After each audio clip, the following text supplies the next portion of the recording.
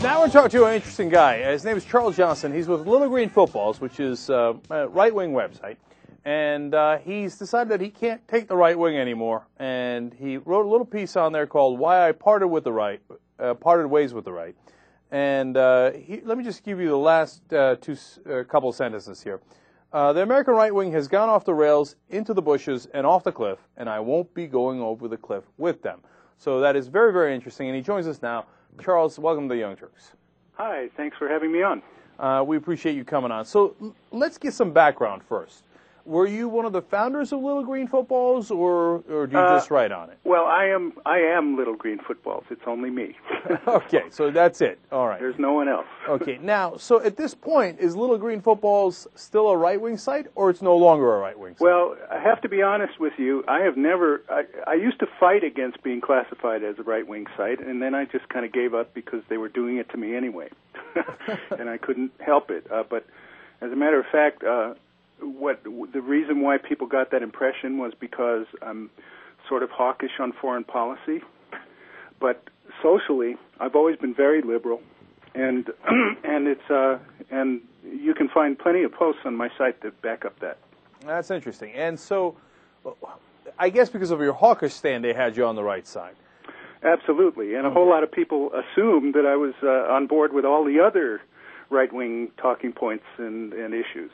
That's interesting. So, can I ask, I've always wondered, what does Little Green Footballs mean? Well, I'm not really at liberty to reveal that. I can tell you that it had something to do with an incident that happened to me in Japan in my youth. Okay, I'm going to guess that was somewhat illicit, and hence the secrecy around it. Oh, no, nothing illicit about it. All right, you're a mysterious dude, Charles. Okay, so what was it about the right wing in particular now that led you to at least come out and say, God damn it, I'm not right wing. If I was, I'm certainly not anymore. Well, this wasn't sudden. This has actually been building up for about, I'd say, at least 2 years now. And what happened was that I've been seeing the Republican Party and the right wing in general just starting to get more and more dominated by the religious right in particular. And some of the social issues that they push and promote, I can't be on board with. For instance, the creationism stuff. That's actually one of the first things that kicked this all off, because I started writing at my blog about my feelings about creationism, which are, let's just put it mildly negative. I'm not positive toward creationism at all. I think it's a phony nonsense, and I started to write about that. And when I did, I began to get attacked by all kinds of other blogs, and people on my own site who were registered at my site started to attack me as well. And I was really shocked to figure out how many people on the right wing believed in that nonsense. And it kind of started there, and it also traces back to when I became disenchanted with the so-called anti-jihad blogs, because they were very willing to make alliances with groups that I consider to be far-right fascist groups in Europe. And so that was the genesis of all this, but it's been building for quite a while.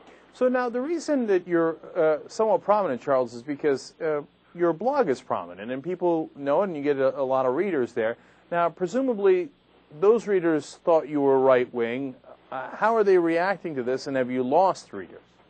What's strange about all this is that my traffic has been staying pretty constant, and in fact actually going up a little bit over the past year.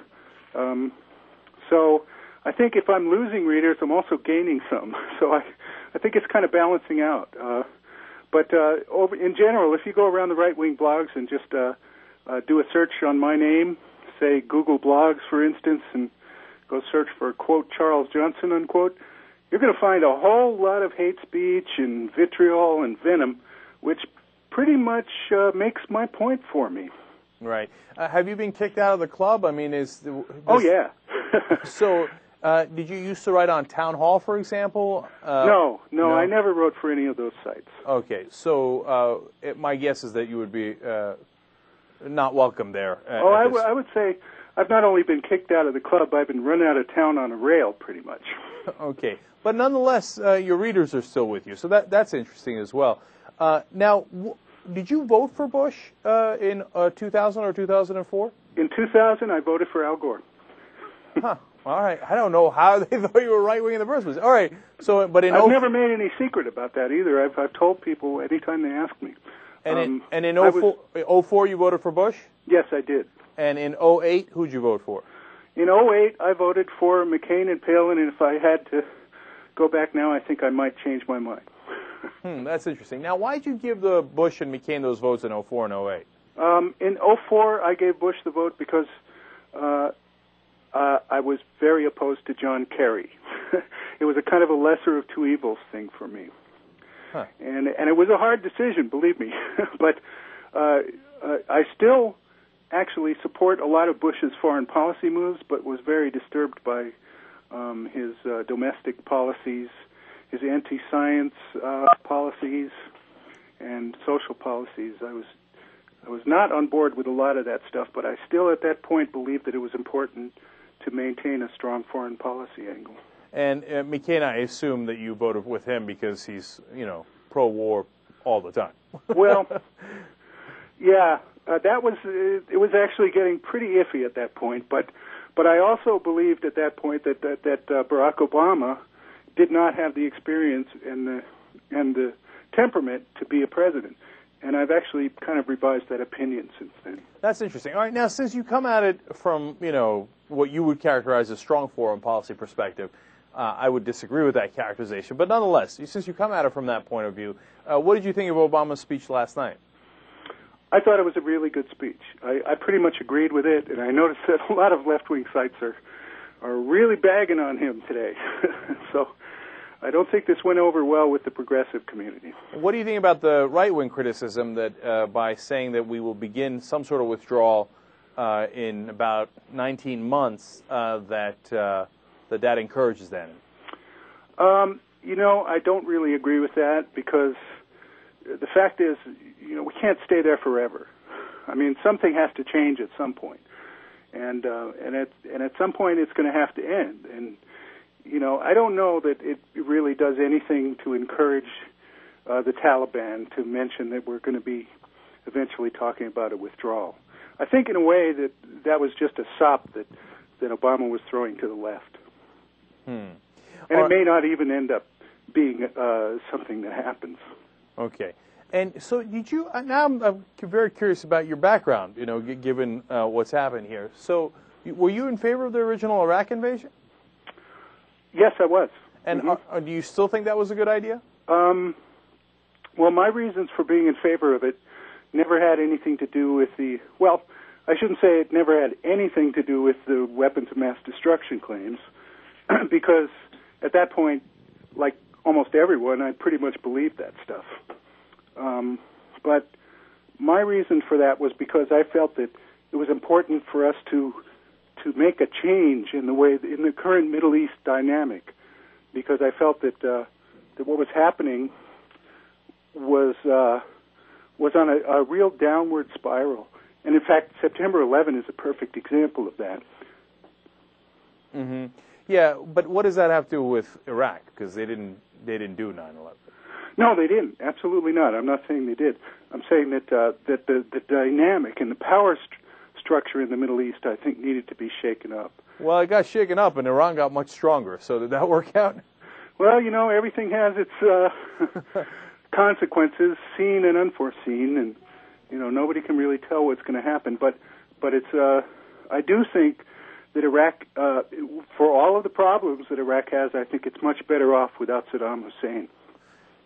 Well, look, it's a way of framing it that the right wing goes back to, as if if you're not in favor of the war, that you're in favor of Saddam Hussein remaining there.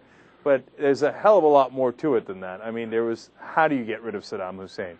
And the way we did it here cost hundreds of thousands of civilian lives. They didn't ask for it. They didn't attack us. And now, as a consequence, we've made Iran much, much stronger. So I don't think... Well, I'm not so sure that Iran got stronger as a result of that. Iran was on a path to where they are right now long before the Iraq War. I'm not talking about the 1970s. I'm not talking about the uranium enrichment. I'm talking about now they have a friendly Shiite government right next door. Now, look, to be fair, we can also say that Iraq is majority Shiite. They should have been on Iran's side all along, and that Saddam was oppressing the majority of the country. Oh, well, that's definitely true. Right. I mean, his iron fist was kind of keeping the religious battle in that country under check. That's right. So, maybe we helped them out and accidentally wound up helping Iran, but hey, the majority is in charge, although they're now doing questionable things to the minority Sunnis there as well. But yeah, but see, the thing about Saddam Hussein was that he was a brutal dictator who definitely had plans to expand his nuclear program. At the time that we invaded, I was fishing for disagreement. See, Charles, I was fishing for disagreement, and I finally found some. Okay. What is it, plans for nuclear? He didn't have any specific plans. I mean, he was like daydreaming. Like, I had plans to date Cindy Crawford when I was younger. They never really worked out. Well, no, I mean, if you go back to the 80s when he was building the reactor that the Israelis ended up bombing, you can see that he was definitely aiming for that. And what was he doing in the 70s and the 60s? I mean, we invaded him in 2003. Well, but the point is that, once he has demonstrated that he is planning to do that kind of stuff, I do think you have to look at his history. All right, now that we're in the middle of this, then let me ask you one more question. Obviously, Kim Jong-il would like to have nuclear weapons and apparently does have nuclear weapons. Should we invade him? Well, see, that's a very different situation because they have a huge army. It's a totalitarian government that is pretty much regimented in a way that we can't even fathom in this country. So the difference between North Korea and Iraq was that we can do Iraq easier, but we can't really do North Korea? Yeah, I would say that's true. Okay. I'm not sure I would have gone in that direction in terms of that setting policy. But look, Charles, I got to hand it to you. You're definitely an honest guy. I mean, you're shooting straight, whether you're on this side or that side on a particular issue, and I appreciate that a lot. Well, but the point for me is not whether our foreign policy is going to be absolutely perfect. I don't think we can ever shoot for that. What any president has to do is make the best of what he has to deal with in the real world. And I agree with that. We could always disagree about the direction that presidents take, but it really comes down to a lot of real politics stuff. Yeah, and I talk about realpolitik all the time, and look, we're not looking for perfection or ideal world at all. Attacking the wrong country is just a little bit too imperfect for my taste. So I think we're going to have to disagree on that. Absolutely, absolutely. All right, Charles Johnson from LittleGreenFootballs.com. We appreciate you joining us on the Young Turks.